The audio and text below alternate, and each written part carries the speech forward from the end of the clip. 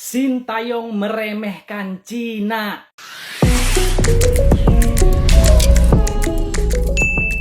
Assalamualaikum warahmatullahi wabarakatuh. Kembali bersama dengan kami di channel ini. Ya, timnas Indonesia akhirnya meraih kekalahan pertama dalam kualifikasi Piala Dunia putaran ketiga zona Asia meskipun menguasainya jalan pertandingan di Stadion Qingdao. Pasukan Cina terlebih dahulu membobol gawang timnas Indonesia di babak pertama. Dan timnas Indonesia sempat membalas sebuah gol mendekati penghujung babak kedua. Namun hingga peluit akhir berbunyi, kedudukan tetap 2-1 dan tidak berubah. Kekalahan ini sudah tentu menjadi perhatian dari warganet dengan ragam komentarnya. Plot twist, ternyata plot twist guys. Ekspektasi dengan datangnya Messi Hilgers dan juga Eliano Reinders mendapatkan 6 poin, tapi ternyata kali ini kita hanya mendapatkan 1 poin dari 2 laga guys. Menurut gue pribadi ya, gongnya sih di sini guys. Ini adalah line up yang benar-benar gue nggak expect. Jujur menurut gue pribadi ya, ini menurut gue pribadi. Kalian juga berhak beropini ya guys. Yang menurut gue fatal sih line up ini, beneran. Line up ini fatal. Ini line up waktu lawan Bahrain kemarin. Menurut gue ini line up udah perfect banget sih guys. Terlepas dari gagalnya Messi Hilgers menutup Marmut Gaming untuk mencetak gol tadi ya, gol kedua Cina.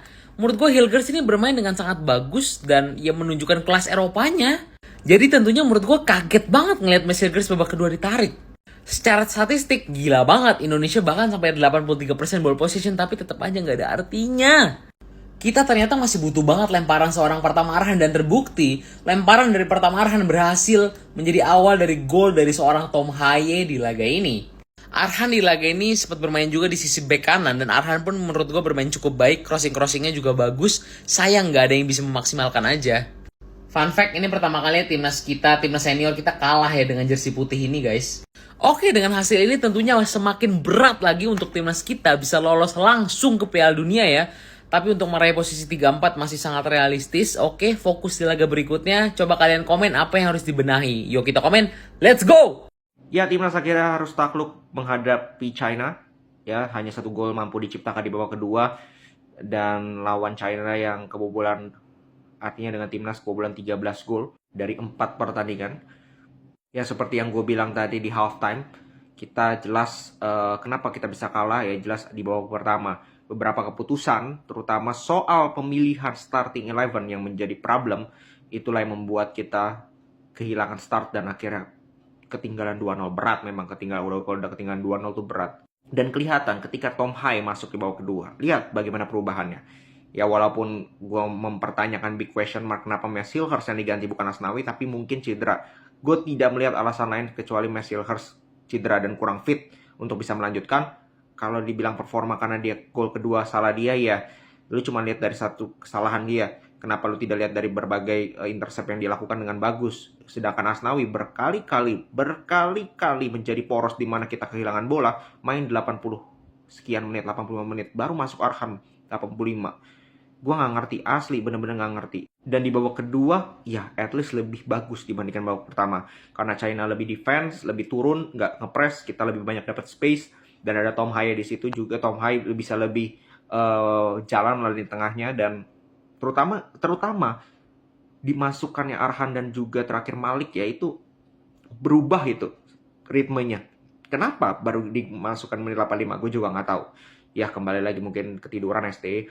Tapi kelihatan lemparan ke dalam Arhan bisa memberikan dampak. Terus Arhan ketika di winger kanan berapa kali ada crossingnya cukup berbahaya. Malik juga di situ.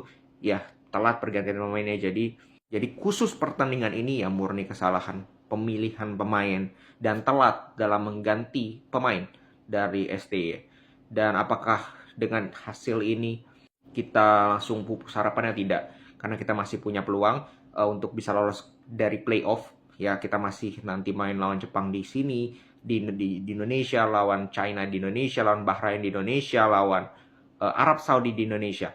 Kita away cuma 2 kali nanti ya, ada Jepang dan juga Australia. Jadi kemungkinan masih terbuka, asal jangan coba-coba lagi main-main soal pemilihan pemain, karena pemilihan pemain itu menentukan juga jalannya pertandingan dan hasil. Oke? Segitu dulu. Ya, selain netizen Indonesia, kekalahan timnas Indonesia menjadi ulikan warganet sebelah. Aku rasa bulan 10 ni bulan yang betul-betul bukan bulan bola god. Walaupun aku rasa bulan ni paling gembira aku dapat 100k follower. Tapi aku rasa ada yang tak gembiranya adalah dua negara yang aku sayang, iaitu Malaysia dan Indonesia, kalah pada hari yang sama. Aku tak tahu nak cakap macam mana. Lagi satu, Malaysia pun negara ibu aku, Indonesia pun negara ayah aku. Aku tak tahu apa nak jadi. Adakah hidup aku ni patut diteruskan untuk bercakap benda-benda macam ni? At least Indonesia tak adalah kalah 4-0 sangat. Adalah jaringan sikit. Tapi Malaysia ni boleh tahan juga. Indonesia ni pun not bad lah, kita comeback. Tapi aku tak tahulah. Tolonglah bagi hari lain yang boleh menang ke, tengoklah.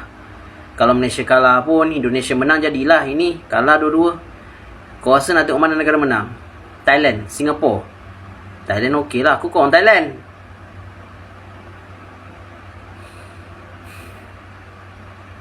Tak tahulah. Nanti aku bahas saya, dua-dua nanti aku bahas. Sintayong meremehkan Cina. Ya, Indonesia harus kalah di laga keempat kualifikasi Piala Dunia round 3 dari tuan rumah Cina. Dan analisaku adalah Sintayong meremehkan Cina. Ya, jauh-jauh hari aku selalu bilang ya bahwasanya Cina itu adalah tim yang berbahaya. Dan ketika Sintayong memutuskan memasang line up seperti ini ya, aku memikirkan bahwasanya Sintayong itu terlalu meremehkan Cina. Ya, kita lihat ya, di wingback kanan ada Asnawi ya. Sementara di left back itu ada Sain Patinama. Dan di CB yang sebelah kiri ada Kelvin Verdong. Ya, ini bukti Sintayong meremehkan Cina ya. Aku punya satu teori gini. Kalau seandainya malam ini kita melawan Jepang, mungkinkah Sintayong memasang formasi seperti ini? Atau malam ini kita kembali melawan Arab Saudi, mungkinkah Sintayong memasang formasi seperti ini? Aku yakin ya, Sintayong akan memasang Verdong di sini, Sintayong akan memasang Rizky Ridho di sini. Pada akhirnya apa? Di babak kedua, Sain Patinama diganti kan? Ya, babak kedua Asnawi diganti kan? Ini menunjukkan Sintayong itu coba-coba formasi di laga yang penting. Karena Sintayong menganggap bahwasanya ya, Cina itu tim lemah. Dan akhirnya Sintayong dihukum oleh coba-cobanya sendiri. Ya, kita ingat ya, lawan Arab Saudi, kita itu nggak pernah heran sama line up-nya. Kita setuju kok line up Arab Saudi. Lawan Australia kita juga setuju-setuju aja sama line up timnas lawan Arab Saudi. Nah, lawan Bahrain, banyak orang yang mempertanyakan kenapa Jordi Amat dipasang. Dengan riwayat blundernya, kenapa Jordi Amat masih dipercayai? Dan akhirnya terjadi kan, Jordi Amat salah satu pemain yang mainnya itu paling jelek. Dan sekarang kita juga bertanya, kenapa Asnawi main? Kenapa Sain Patinama main? Kenapa Rizky Ridho nggak main? Artinya apa? Di laga melawan Bahrain, Sintayong juga menganggap remeh Bahrain. Di laga melawan Cina, lebih remeh lagi. Akhirnya kita harus terima dihukum oleh Cina. Yaitu analisaku ya. Kita punya pendapat pribadi masing-masing, itu pendapat pribadi. Tetap support timnas Indonesia. Salam Di Matteo. Ya, meskipun timnas Indonesia kalah, namun skuad Garuda masih berada di posisi kelima klasemen grup C dengan poin 3 dan unggul selisih gol dari China. Akan tetapi kekalahan ini juga mempengaruhi poin Indonesia dalam ranking FIFA. Timnas Indonesia diprediksi turun 3 posisi dari peringkat 127 ke peringkat 130 dunia. Dan posisi ini pun juga belum aman. Skuad asuhan Sintayong ini bisa melorot ke peringkat 132 dunia jika Malawi dan Rwanda sama-sama meraih kemenangan atas lawan-lawannya di lanjutan kualifikasi Piala Afrika 2025 malam ini. Akan tetapi tetap kita doakan agar kekalahan timnas Indonesia ini tidak membuat mental skuad pasukan Garuda terjatuh. Sebab masih ada 6 laga sisa yang akan dilakoni oleh timnas Indonesia ke depan untuk meraih hasil yang positif. Oke, terima kasih sudah menonton video ini hingga usai. Wassalamualaikum warahmatullahi wabarakatuh.